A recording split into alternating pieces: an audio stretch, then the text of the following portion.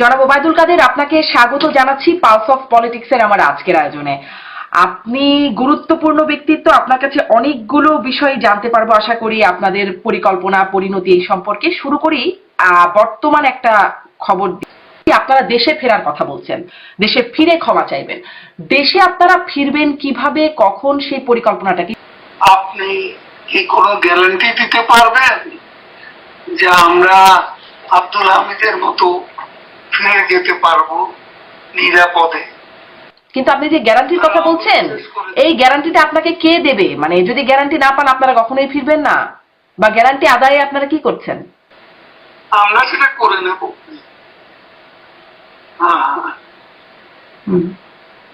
কিভাবে করে নেবেন? মানে যদি খোলা না থাকে আমরা পথ করে নেব, কারণ আমরা রাজনীতি করি। সেই পথটা কিভাবে করে নেবেন? আপনি একটা ইন্টারভিউতে ব্যাপার আপনাকে। আচ্ছা, আপনারা কৌশলও বলবেন না। আপনি বলছিলেন, আচ্ছা ঠিক আছে, আপনাদের আরেকটা কৌশল নিয়ে। বাংলাদেশের রাজনীতি দুয়ার যখন অবরুদ্ধ, তখন তো আমাকে কৌশল করতেই হবে। আমার এত নেতা কর্মী আর জেলে, আজকে লক্ষ লক্ষ কর্মী বাড়িঘর ছেড়ে পথে পথে ঘুরছে।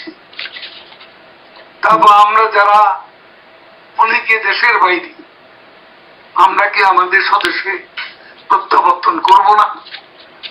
সেটা নাকি বাংলাদেশের এখন আপনি ভোট করেন কত পার্সেন্ট লোক শেখ হাসিনার পক্ষে?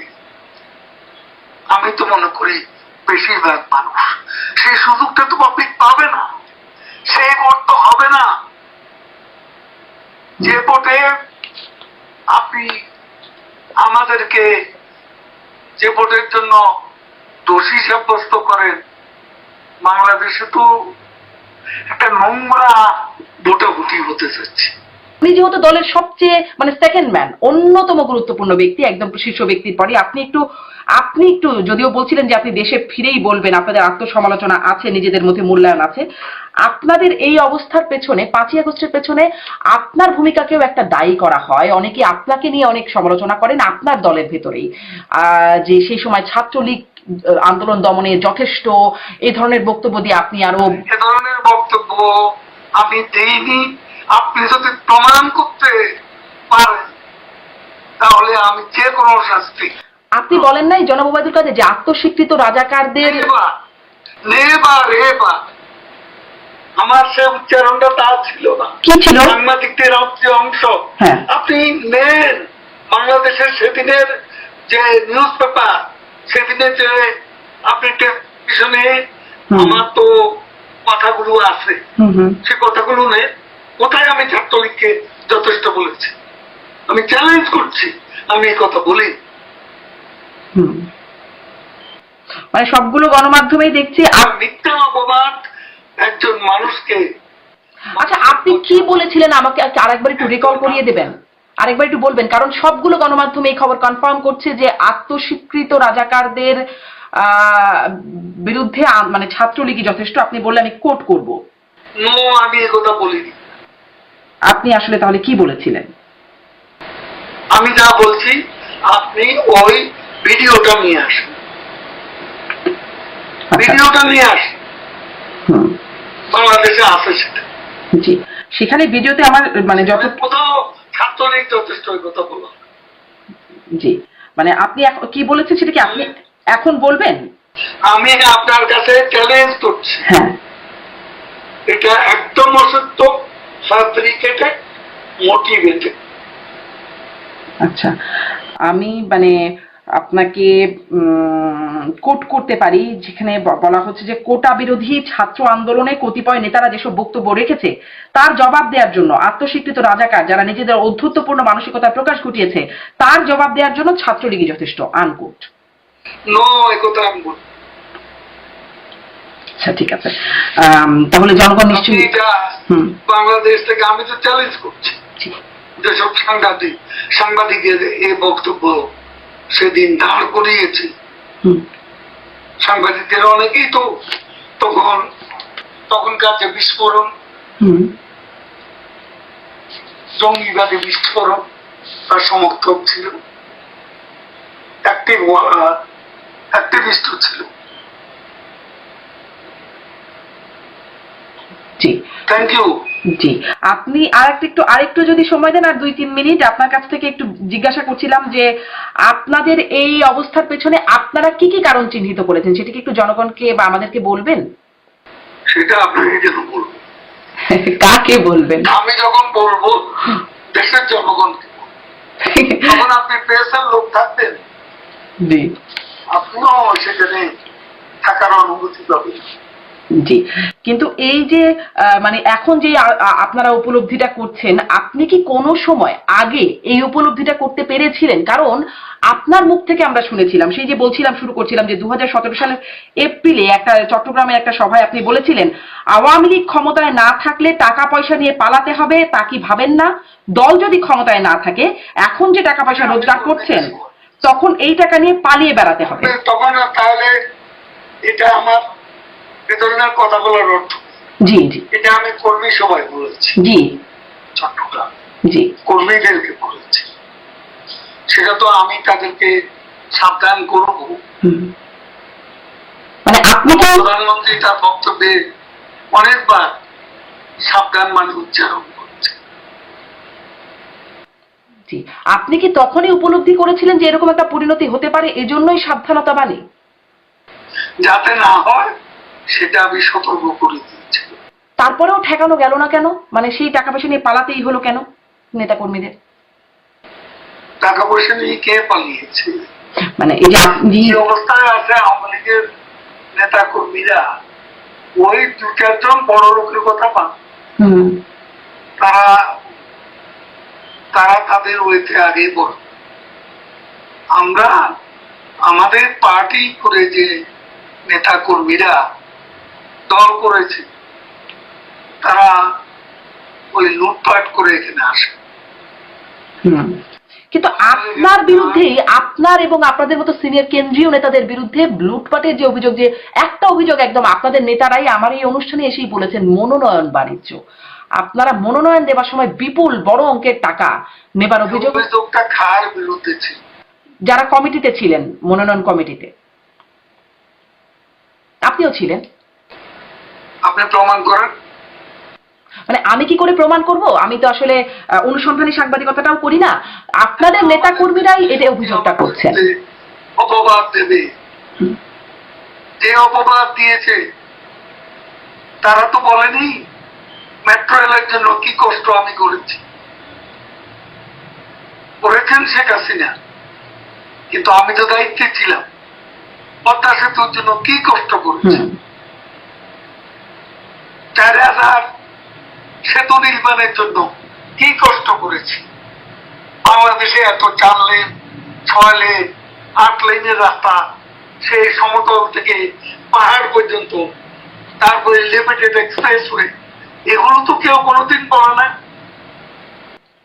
না, এগুলো তো আপনারা অনেক বলেছেন। কথা তো বলে না। না, এগুলো তো 15 বছর ধরে বলেছেন, এগুলো তো শুনেছে মানুষ, সবাই জানে এই বিষয়গুলো, শুনেছে। যেই প্রশ্নগুলো, আমার গুণের কথা বলবেন, আর আমি যখন থাকবো না তখন আমার বিরুদ্ধে মিথ্যা অভিযোগ সাজাবেন, প্রমাণ করুন। জনাব ওবায়দুল কাদের, এই অভিযোগটা আসলে আপনার দলের নেতা কর্মীরা করছে। যারা করেছে এটা প্রমাণ করতে বলবেন। জি, মানে এই অভিযোগটা আপনার দলের নেতা কর্মীদের, তাহলে এই অভিযোগটা আপনি মানে নেতা কর্মীদের উদ্দেশ্যে কি বলবেন যারা এই অভিযোগ করে? কোন নেতা কর্মী অভিযোগ করে? অভিযোগটা আমার এই অনুষ্ঠানে রাশেক রহমান, আওয়ামী লীগ নেতা রাশেক রহমান, যিনি 24-এ মনোনয়নও পেয়েছিলেন রংপুর থেকে, তিনি এই অভিযোগটি করেছেন। একদম মনোনয়ন কমিটিতে যারা আছেন, রাশেক রহমান, কোষাধ্যক্ষ, মানে আওয়ামী লীগের কোষাধ্যক্ষ আশিকুর রহমানের। আমার কথা শুনবে? জি অবশ্যই। তিনি এত জনপ্রিয় নেতা, মনোনয়ন দেওয়া হয়েছে, ইলেকশনে স্বতন্ত্র প্রার্থীর কাছে এসেছে, এটাই ওনার মনে কষ্ট, আর কিছু না। জি, উনি মনে করেছেন আমি ওনাকে হারিয়েছি। আমি কেন? তার বাবা আমরা একসঙ্গে আছি। আমি বরং আগ্রহ কিছু তরুণকে মনোনয়ন দেওয়ার পক্ষপাতী ছিল, হুম। এর মধ্যে সেও ছিল। এখন সেই ইলেকশনে তাকে কি আমি জোর করে জেতাবো? জি, আপনি বলছেন যে তিনি জেতেননি বলেই তিনি এই অভিযোগটি করছেন, কিন্তু সেটি তো শুধু তার অভিযোগ না। এগুলো করছেন ওই জন্য। জি। এখন সরকারের পক্ষে লোককে বলে, আওয়ামী লীগের বিরুদ্ধে বলে কিছু পেতে চেষ্টা করছেন কিনা জানি না। আমাদের তো দু একজনের মধ্যে জামিন টামিন নিয়ে ফেলছে। হুম। তো কাজে এরকম হঠাৎ করে ভালো লাগে না। ওই যে হঠাৎ করে প্যান্ট বদলানো, পোশাক বদলানো, হুম। কত নেতা দেখলাম দেশে। জি, আপনি কি বলবেন তাহলে সরকারের সাথে, মানে যারা হঠাৎ জামিনও পাচ্ছেন বলছিলেন, সরকারের কোথাও থেকে কারো সাথে মানে অনেক নেতাদেরই ডিল হচ্ছে কি কোনো? যা আবার হয়ে গেছে আর হবে না।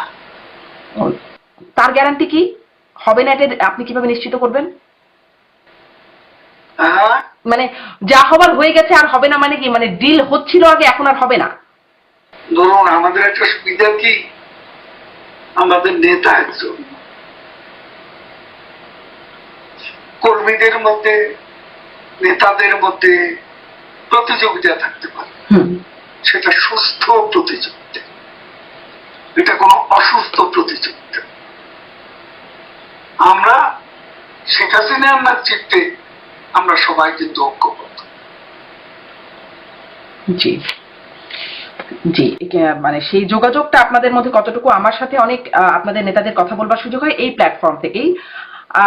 একজনের সাথে আরেকজনের যোগাযোগটা আসলে কতটুকু, কি নির্দেশনা সেটি আসলে সবার মধ্যে যাচ্ছে কিনা সেই বিষয়ে মাঝে মাঝে প্রশ্ন জাগে।